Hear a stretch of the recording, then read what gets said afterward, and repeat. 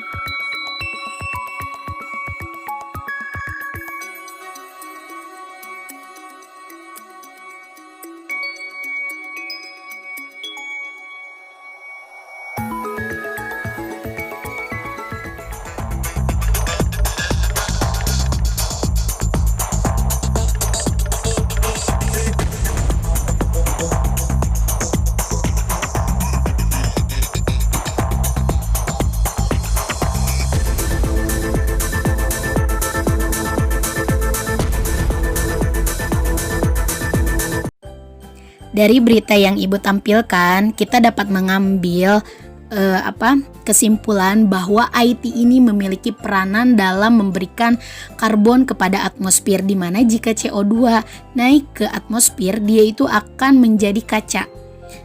Kebayangkan kalau greenhouse pakai kaca gitu. Nah, atmosfer pun dengan adanya CO2 itu dia akan menjadi kaca. Jadi panas bumi itu dia akan memantulkan kembali ke bumi sehingga cuaca di bumi ini sangat panas, sehingga disebutlah pemanasan global. Nah, yang pertama kita akan menjelaskan tentang perubahan keseimbangan lingkungan.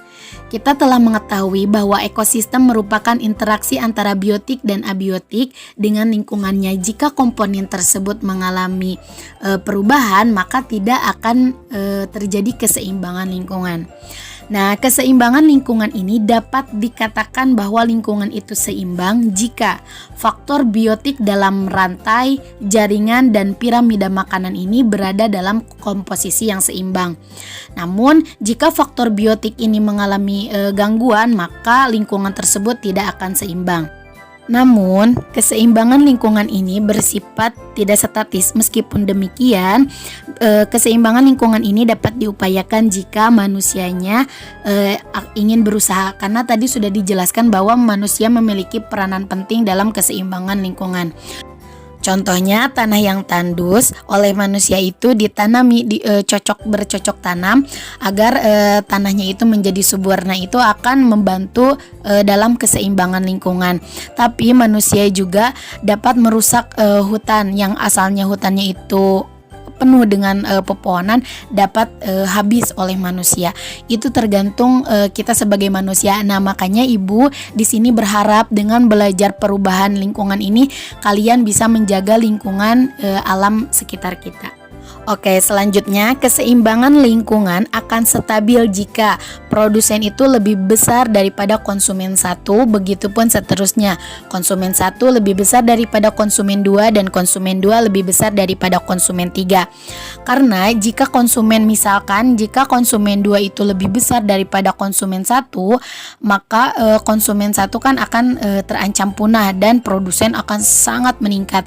Makanya rumus untuk stabilnya keseimbangan lingkungan itu produsen itu harus lebih banyak daripada konsumen satu dan konsumen satu harus lebih banyak daripada konsumen dua. Pada materi ini ada beberapa istilah seperti polusi.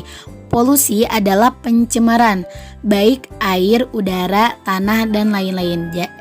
Kenapa lingkungan itu bisa tercemar? Karena terdapat polutan. Jadi harus bisa membedakan antara polutan dan polusi. Polusi itu pencemaran lingkungan, kalau polutan itu yang mengakibatkan. Polutan itu bahan yang masuk ke dalam lingkungan mengakibatkan pencemaran lingkungan.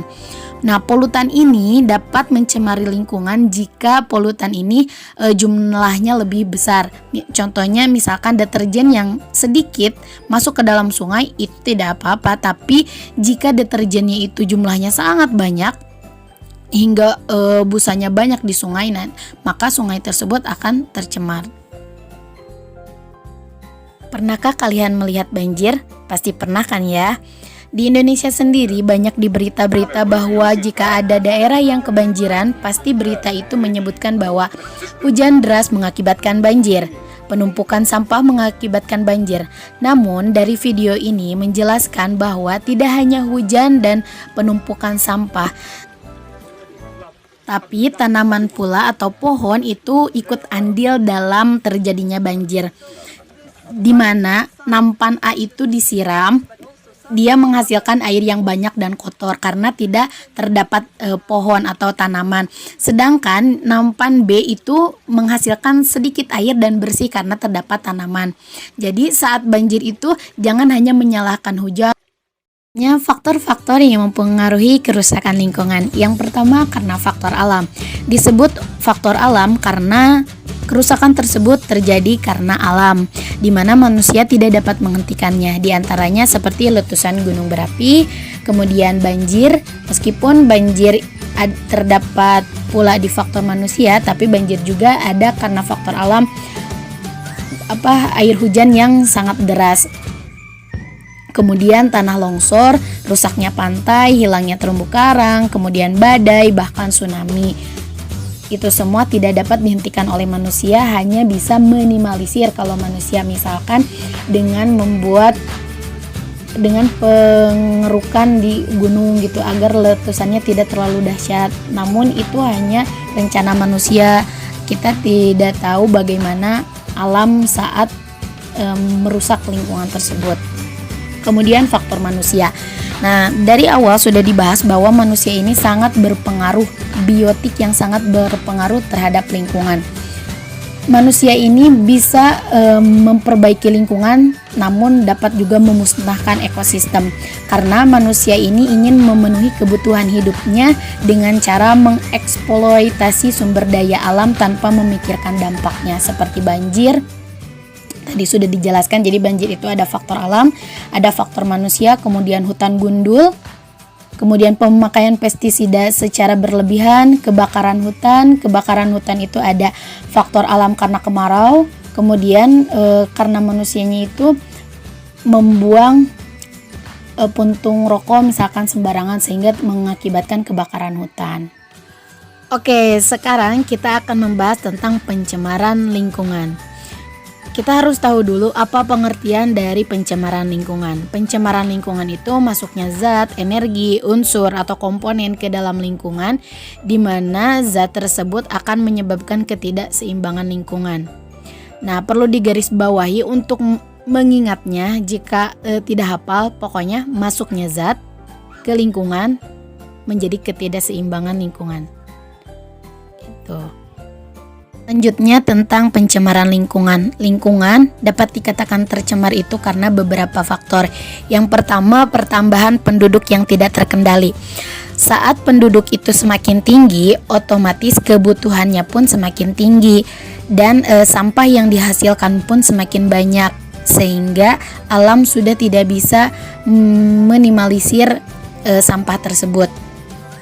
Kemudian pesatnya perkembangan dan penyebaran teknologi, seperti sekarang kan banyaknya pabrik-pabrik di mana pabrik-pabrik tersebut menghasilkan banyak asap yang akan mengakibatkan pencemaran udara. Kemudian adanya polutan dalam jumlah yang besar dan alam tidak dapat menetralisir lagi. Seperti tadi yang dikatakan di awal, contohnya seperti deterjen. Kalau deterjennya dalam ukuran yang sedikit, itu tidak menjadi masalah, tapi kalau deterjennya dari semua rumah tangga gitu, sehingga jumlahnya besar menutupi air yang ada di sungai itu, maka sungai itu akan mengalami pencemaran air. Nah, zat tersebut akan dikatakan polutan jika pertama polutan si zat yang masuk itu, contohnya deterjen kadarnya lebih besar, dia melebihi kadar normal, kemudian dia berada di waktu yang tidak tepat dan dia berada di tempat yang tidak semestinya. Contohnya seperti ini. Kadang ibu rumah tangga masih salah untuk menempatkan nasi basi itu dibuangnya ke kolam, bukannya ke tanah. Padahal dengan membuang ke kolam justru nasi itu kan akan mengalami pembusukan oleh bakteri. Nah, bakteri itu kan memerlukan oksigen. Oksigen yang terlarut di dalam kolam itu digunakan oleh bakteri, sedangkan yang ada di kolam tersebut tidak hanya bakteri, ada ikan yang membutuhkan oksigen terlalu tersebut, sehingga banyak ikan yang mati terapung karena kita banyak membuang makanan ke kolam.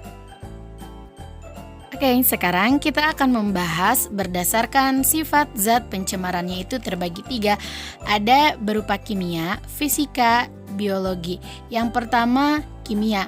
Kimia berarti kita mengatakan unsur kimia ya, di mana zat itu terbagi 2, ada organik, ada anorganik. Kemudian zat pencemarannya itu menurut fisika, di mana zatnya itu terbagi 3 menurut fisiknya, ada padat, cair, dan gas. Padat itu seperti sampah, cair itu pestisida atau deterjen, gas itu seperti asap. Kemudian menurut sifatnya itu ada menurut biologi. Nah, kalau biologi itu seperti mikrobiologi. Mikrobiologi itu diantaranya ada virus, bakteri, protista, seperti itu.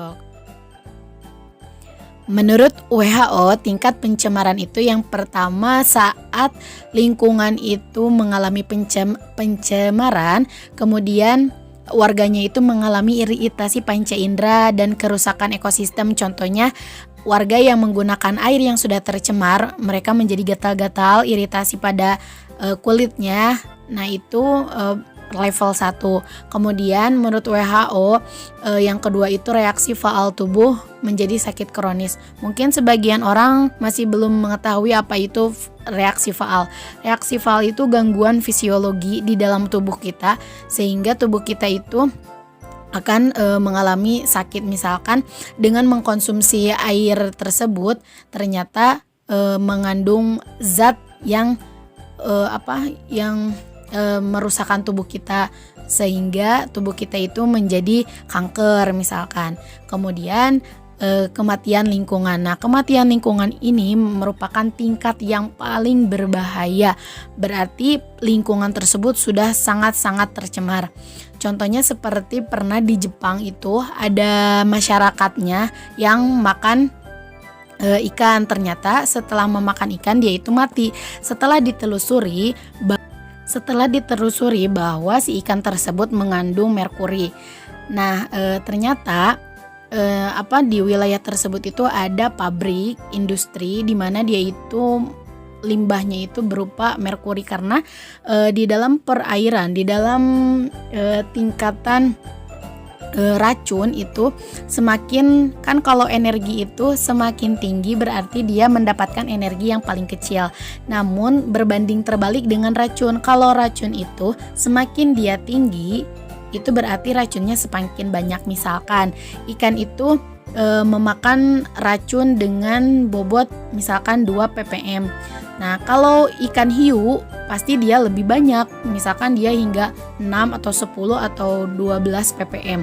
Karena kan ikan hiu itu makan ikan kecil itu yang mengandung 2 ppm itu bukan ini kan? Bukan satu ikan gitu yang dimakannya, tapi beberapa ikan berarti. Berdasarkan tempat terjadinya, pencemaran itu terbagi 4, ada pencemaran udara, pencemaran air, pencemaran tanah, dan pencemaran suara.